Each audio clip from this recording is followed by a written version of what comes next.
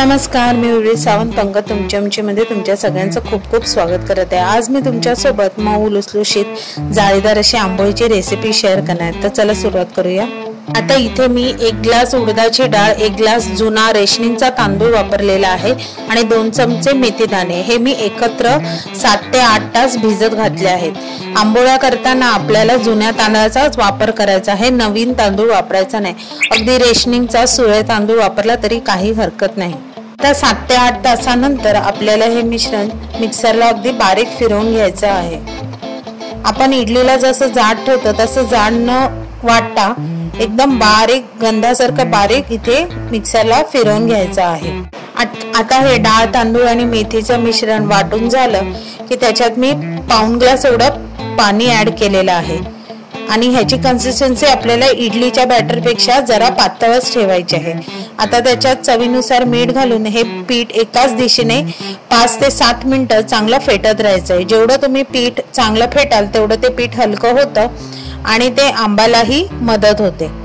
आता तुम्ही बघू शकता इथे मी पिठाची कन्सिस्टन्सी इडलीपेक्षा पातळ ठेवलेली आहे। त्याला झाकण ठेवून ह्याच्या खाली आपल्याला एक ताट ठेवायचं आहे, म्हणजे पीठ आपलं जर आलं तर ते ताटात पडेल आणि त्याच्यावर खलबत्ता ठेवून त्याला उबदार ठिकाणी ठेवायचं आहे।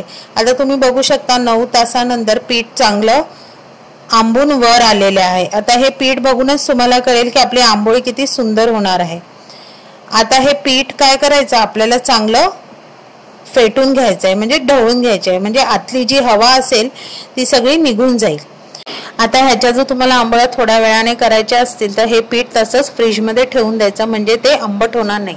मी आंबोळी करण्यासाठी इथे थोडं पीठ काढून घेतलं आहे आणि इथे भेड्याचा तवा मी वापरलाय। भेड्याचा तवा चांगला गरम करून घ्यायचा आणि त्याला तेल लावून चांगला तयार करून घ्यायचा।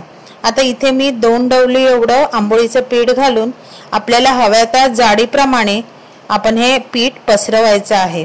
आता पीठ घालताना पहिल्यांदा फास्ट गॅस करायचा, पीठ घातल्यावर मीडियम गॅसवर आपल्याला ही आंबोळी चांगली शेकायची आहे। आता तुम्ही इथे बघू शकता हळूहळू त्याला जाळ्या सुटायला लागल्या आहेत। आता तुम्हाला दाखवण्यासाठी मी इथे झाकण नाही सुरुवातीला ठेवलं, पण जेव्हा तुम्ही आंबोळी घालाल तेव्हा लगेच आपल्याला झाकण ठेवायचं आहे। आता 3 ते 4 मिनिटांनी बघू शकता वरून ही पीठ बऱ्यापैकी सुकलं आहे। आता उलटण्याच्या साहाय्याने आपल्याला ही आंबोळी टर्न करायची आहे।